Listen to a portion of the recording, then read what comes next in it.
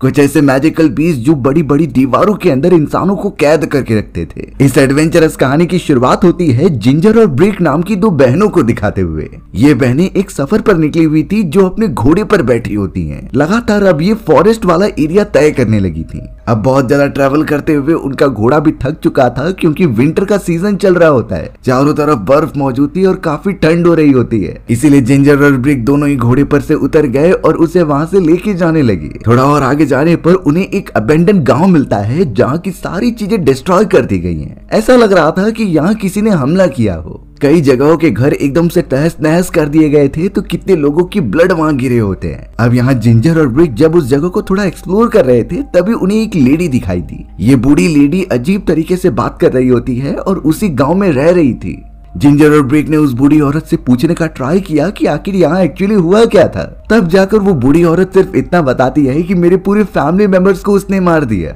वो बहुत ज्यादा ताकतवर है और उससे बचना नामुमकिन है। अब ये बूढ़ी औरत किस बारे में बात कर रही है जिंजर और ब्रिक को बिल्कुल नहीं समझता। फिलहाल के लिए बूढ़ी औरत ने हड्डियों से बना हुआ एक पेंडेंट उन दोनों को दिया। जिंजर और ब्रिक ने इसे एक तोहफा समझकर पहन लिया होता है। उन्हें ये बिल्कुल आइडिया नहीं था कि आगे चलकर यही उनकी प्रोटेक्शन करेगा।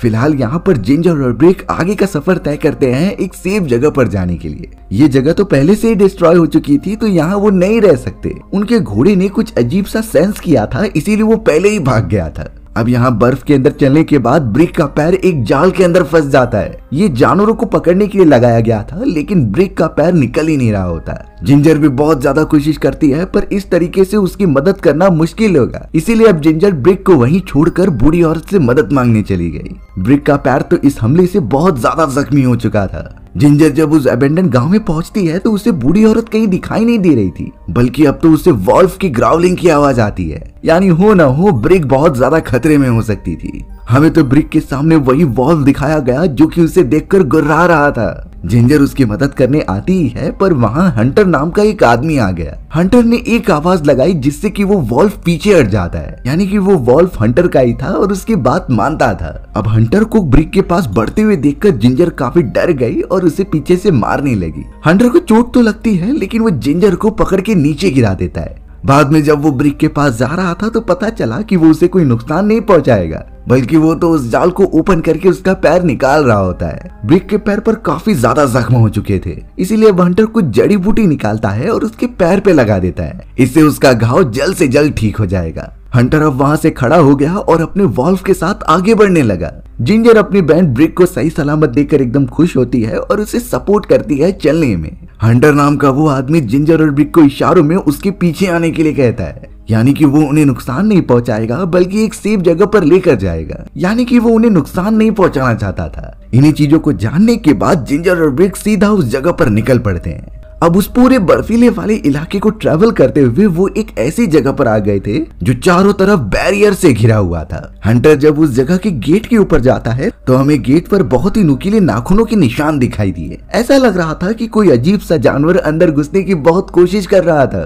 क्लाउड नाम का एक पहरेदार जब उन्हें देखता है तो वो कहने लगा कि बाहर के लोगों का आना मना है, यानी हंटर जिंजर और ब्रिक को लेकर नहीं आ सकता। लेकिन हंटर ने बताया कि इन दोनों को बहुत ज्यादा जरूरत है और ब्रिक को तो चोट भी लगी है। हम जरूरतमंदों की मदद करते हैं चाहे कुछ भी हो जाए। हंटर की ये बातें सुनने के बाद जिंजर और ब्रिक को भी एंट्री दे दी जाती है। वहाँ पर तो मैक और जेम्स नाम के भी आदमी थे जो हंटर के इस डिसीजन से खुश नहीं होते। दरअसल उनका मानना था कि इस पूरी जगह पर जितने भी कम लोग रहे उतना ही अच्छा है। उनके पास तो रिसोर्सेज भी कम है। लेकिन फिलहाल यहाँ ब्रिक के पैर की चोट ठीक कराने के लिए उन्हें डॉक्टर मर्फी के पास भेज दिया जाता है। जिंजर भी ब्रिक की मदद कर रही थी और उसका जल्द से जल्द इलाज होने लगा।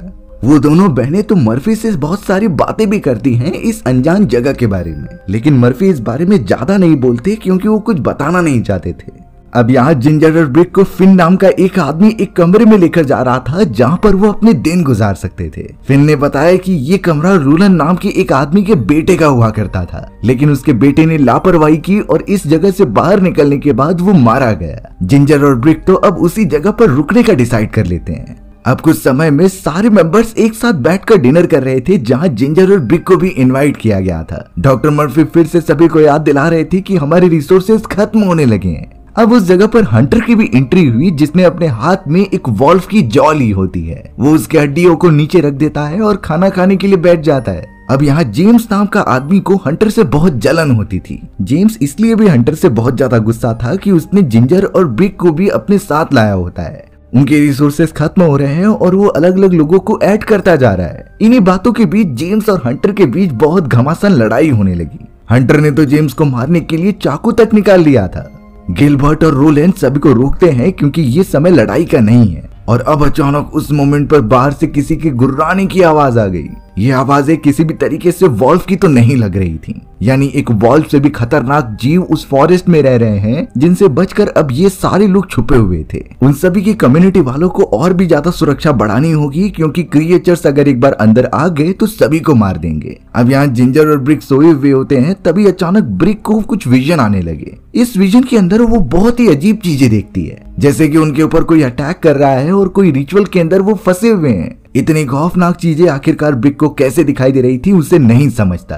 अब आधी रात को आवाज सुनकर ब्रिक उठ जाती है और देखने के लिए जाती है। उसे एक अलग ही चैम्बर से कुछ रोने की आवाज आ रही थी। जैसे ही ब्रिक वहां पर पहुंची तो पता चला कि कोई बच्चा वहां कोने में मौजूद है और बहुत ही बुरी तरीके से रो रहा है। ब्रिक ने जब उस बच्चे को आवाज लगाई तो वो पीछे मुड़ता है और इस मोमेंट पर हमें पता चला कि उस बच्चे का पूरा मुंह डिसलोकेट हो चुका था। ब्रिक तो ये चीजें देखकर इतना डर जाती है कि उसने चिल्लाना स्टार्ट किया। अब वही अनजान सा बच्चा तुरंत ही ब्रिक के ऊपर कूदकर उसे काटने लगा। सुबह होने के बाद ब्रिक जिंजर के पास आती है और जिंजर ने भी नोटिस किया कि ब्रिक के कंधे पर काटे जाने का निशान है। वो बहुत ज्यादा डर गई थी, पर ब्रिक कहती है कि हमें यहाँ से निकलना होगा, ये जगह हमारे लिए बिल्कुल भी सुरक्षित नहीं है। जिंजर ब्रिक की बात मानते हुए अपना सारा सामान पैक करती है और उस गेट के पास जाकर उसे खोलने की कोशिश करती है। अब जैसे ही वो ऐसा करते तभी जेम्स नाम का आदमी वहां आ जाता है। जेम्स ने तो जिंजर को पकड़कर नीचे गिरा दिया और ब्रिक को भी रोकने लगा बाहर निकलने से, यानी कि अब शायद जेम्स नहीं चाहता कि ये दोनों यहाँ से जाएं। जेम्स उन दोनों को मार पाता है इससे पहले जिंजर खड़ी हो जाती है उससे फाइट करने के लिए। जेम्स का इससे ध्यान भटक गया और ब्रिक ने उसे गन पॉइंट कर लिया था, यानी कि जेम्स के पास अब लड़ाई करने का मौका ही नहीं होता। अचानक जो वो गेट खुल चुका था उसके दूसरी तरफ से क्रिएचर्स की गुर्राने की आवाज आती है और अब वही क्रिएचर दरवाजा तोड़कर अंदर घुस रहे थे। जेम्स दरवाजे को पकड़ता है और मदद के लिए अपने साथियों को चिल्लाता है। सभी लोग वहां पर भागते हुए आए ताकि वो दरवाजा बंद करे, क्योंकि क्रिएचर्स अगर एक बार अंदर घुस गए तो वो सभी को एक एक करके मारने लग जाएंगे। एक पहरेदार को तो वो पकड़कर पूरा खींच लेते हैं और उसे खत्म कर देते हैं। अब भले ही उन्होंने दरवाजा तो बंद कर दिया था, लेकिन प्रॉब्लम ये हो गई कि कुछ क्रिएचर्स अंदर घुस गए थे। गिलबर्ट तो अब सभी लोगों को उन क्रिएचर्स पर नजर रखने के लिए कहता है और सबसे पहले जिंजर और ब्रिक को एक कमरे में जाकर बंद करता है। जिंजर और ब्रिक को लग रहा था कि यहाँ वो सुरक्षित रहेंगे। उसने जिस चैम्बर में उन दोनों को बंद किया था वहीं पर क्रिएचर होता है। जिंजर और ब्रिक उस क्रिएचर के दहाड़ने की आवाज साफ सुन पा रहे थे, इसीलिए वो तुरंत ही दूसरी तरफ भागते हैं। क्रिएचर भी उसका पीछा करते हुए दरवाजों को तोड़ने की कोशिश कर रहा था। पहली बार हमें उस क्रिएचर का चेहरा दिखाया जाता है जो कि वॉल्व्स का एक नया वर्जन था, यानी उनके दांत काफी ज्यादा बड़े थे और पूरी बॉडी एकदम से बेकार हो चुकी थी। एक तरीके से वो ज़ॉम्बी लग रहे होते हैं। अब जब वो क्रिएचर अपना मुंह बाहर निकालता है तो जिंजर उसे मारने लगी, वो फिर भी पीछे नहीं हटता। अचानक अब एक एरो सीधा उस क्रिएचर की आंख पर लगता है जिससे वो वहीं मर गया। ये दरअसल हंटर ने चलाया होता है जिसने कि जिंजर और ब्रिक की जान बचाई। अब उन दोनों को जल्द से जल्द बाहर निकाला जाता है और सारी कंडीशन को समझा जाता है। रोलैंड वहां पर पहुंचकर सारी सिचुएशन अंडरस्टैंड करने लगा तो पता चलता है कि गिलबर्ट ने ही इन दोनों को वहां बंद किया था, यानी गिलबर्ट चाहता है इन दोनों को मार दिया जाए। रोलैंड ने तो जिंजर और ब्रिक की सुरक्षा के लिए ही उन्हें अपने वापस कमरे में जाने के लिए कहा होता है। बाकी सैनिकों ने ये बताया था कि बाहर की तरफ अब भारी मात्रा में क्रिएचर्स जमा हो चुके हैं, यानी अब हंटर और सभी को मिलकर उनका सामना करना ही होगा। सभी अपनी अपनी गन लेकर उन क्रिएचर्स के पास जाकर मारने लगे। जिंजर और ब्रिक जब कमरे के अंदर पहुंचते हैं तो ब्रिक के नाक से खून निकल रहा था। ब्रिक को तो चोट भी लगी होती है जिसे उस बच्चे ने ही काटा था। बाहर से शूट करने की लगातार आवाज आती है जो कि हंटर और उसकी टीम करते हैं उन क्रिएचर्स को मारने के लिए। पता नहीं वो अपने मिशन में कामयाब हो भी पाएंगे कि नहीं। अब जिंजर जब यहाँ सोई हुई थी तभी उसे पता चलता है कि उसकी बहन ब्रिक वहाँ से गायब है। वो तुरंत ही बाहर निकलकर उसे ढूंढने लगी, लेकिन अब अचानक सामने की तरफ हंटर आ जाता है। हंटर ने नोटिस किया कि जिंजर की बॉडी पर वो निशान मौजूद हैं और अब वो तुरंत ही उसके ऊपर जड़ी बूटी लगाने लगा जिससे वो ठीक हो जाए। इतने अच्छे ट्रीटमेंट के कारण जिंजर तो काफी खुश हो जाती है और हंटर को किस करने लगती है। हंटर भी उसमें एकदम खो जाता है, पर जिंजर को विजन आने लगे अपनी बहन ब्रिक के मरने के और उसका चेहरा बार बार सामने की तरफ आ रहा था। बाद में पता चला कि ये सब जिंजर का एक विजन होता है। जिंजर के भी कंधे पर जो निशान बने हुए थे वो बहुत ही ज्यादा गहरे हो चुके थे। इसीलिए अब ब्रिक जिंजर को डॉक्टर मर्फी के पास लेकर जाती है ताकि वो कुछ सोल्यूशन बताएं। अब रास्ते में वो देख पा रहे थे कि जेम्स और सभी साथियों ने उस एक क्रिएचर को पकड़ लिया है। वो उसे पूरी तरीके से खत्म कर दे रहे थे और उसकी डेड बॉडी को लेके जाते हैं। वो क्रिएचर तो किसी इंसान के जितना बड़ा था और उसके नुकीले दांत मौजूद थे। अगर इस तरीके के क्रिएचर कई झुंड में आ गए तो सभी को एक ही साथ खत्म कर सकते हैं। थोड़ी देर में वो डॉक्टर मर्फी के पास आ तो गए होते हैं, लेकिन उनके घर के अंदर फिन नाम का वो आदमी था जो कि लीचेस को काट कर खा रहा था। अब ऐसी हरकतें वो क्यों करता है किसी को नहीं समझता। डॉक्टर मर्फी तुरंत ही एक गन लेकर लिन की तरफ पॉइंट करते हैं और पूछते हैं कि तुम्हें उन क्रिएचर्स ने काटा है कि नहीं, क्योंकि डॉक्टर मर्फी का मानना था कि अगर वो क्रिएचर्स किसी को भी काटते हैं तो वो उनके ही स्पीशीज जैसा बदल जाता है। हालांकि लिन इसके लिए मना कर रहा था, लेकिन अब डॉक्टर मर्फी ने वो सारे लीचेस को अपनी बॉडी पर लगाने के लिए कहा। लिन ने जब ऐसा किया तो वो लीचेस के साइज बहुत ही जल्दी बढ़ने लगा, यानी इससे साफ होता है कि लिन इन्फेक्टेड हो चुका है। लिन कुछ कर पाता तब तक डॉक्टर मर्फी ने उसे शूट करके मार दिया। वो बिल्कुल भी अपने लोगों को खतरे में नहीं डालना चाहते।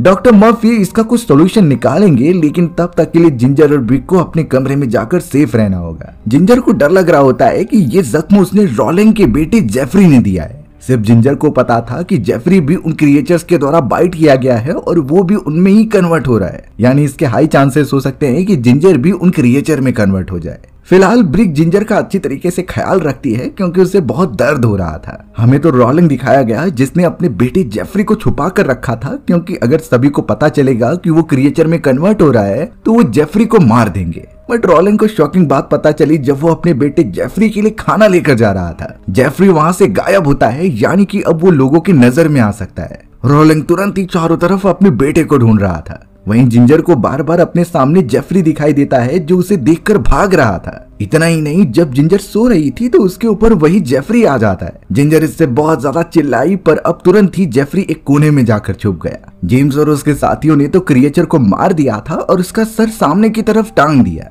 ये सब इसीलिए ताकि बाकी सारे क्रिएचर्स इसे देखकर वहां से भाग जाए।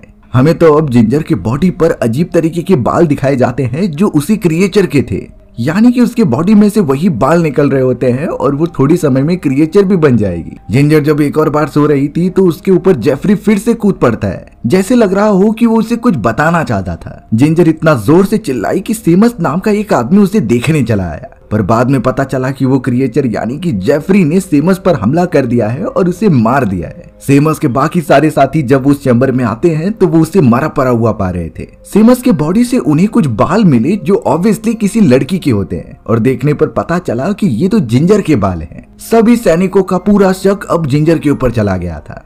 जेम्स और उसके सभी साथी तुरंत ही जिंजर को पकड़कर वहां से लेकर जाते हैं, क्योंकि उसने ही उसके एक साथी को मार दिया था। उन्हें पूरा भरोसा हो चुका होता है कि जिंजर भी क्रिएचर में कन्वर्ट हो जाएगी। वहीं जेम्स तो खुद उस कमरे में रुककर ब्रिक को मारने की कोशिश करता है। जेम्स ने अपने आदमियों को साफ कह दिया था कि तुम जिंजर को मार दो और मैं उसके साथी ब्रिक को खत्म करता हूँ। पर अच्छी बात यह हुई कि ब्रिक के पास अब रोलिंग आ चुका था, जिसने कि अब जेम्स के ऊपर गन पॉइंट करके उसे छुड़ा लिया। ब्रिक तो रोलिंग को लेकर सीधा अब अपनी बहन जिंजर को बचाने जाती है। जिंजर को तो मारने में डॉक्टर मर्फी भी शामिल थे, क्योंकि उन्हें भी शक था कि जिंजर इन्फेक्टेड है। वो तो जिंजर के ऊपर लीचेस का एक्सपेरिमेंट भी करने जा रहा था, जिससे ये कंफर्म हो जाएगा। पर रोलिंग भी नहीं चाहता कि उसके बेटे का सच सामने आए, इसीलिए रोलिंग ने तुरंत ही अपनी गन निकालकर डॉक्टर मर्फी को शूट करके मार दिया। जिंजर को ब्रिक अब बचाकर कहीं दूसरी तरफ लेकर आ जाती है, लेकिन अब जिंजर को आइडिया था कि जब तक वो जेफरी को नहीं मारेगी तब तक उसका कर्स नहीं टूटेगा।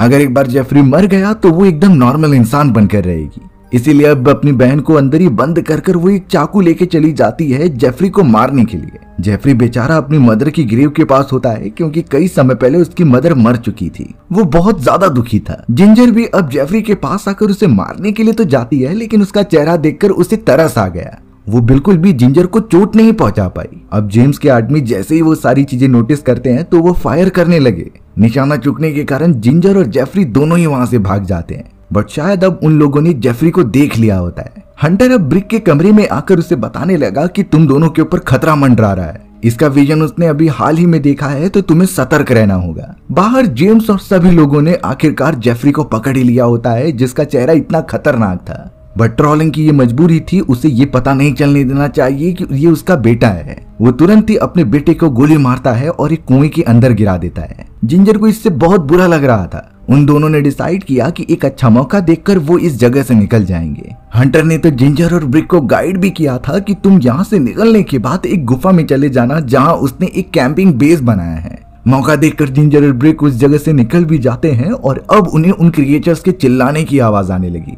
दोनों अपने होशो हवास में आगे बढ़ने लगी वहां से बचते हुए।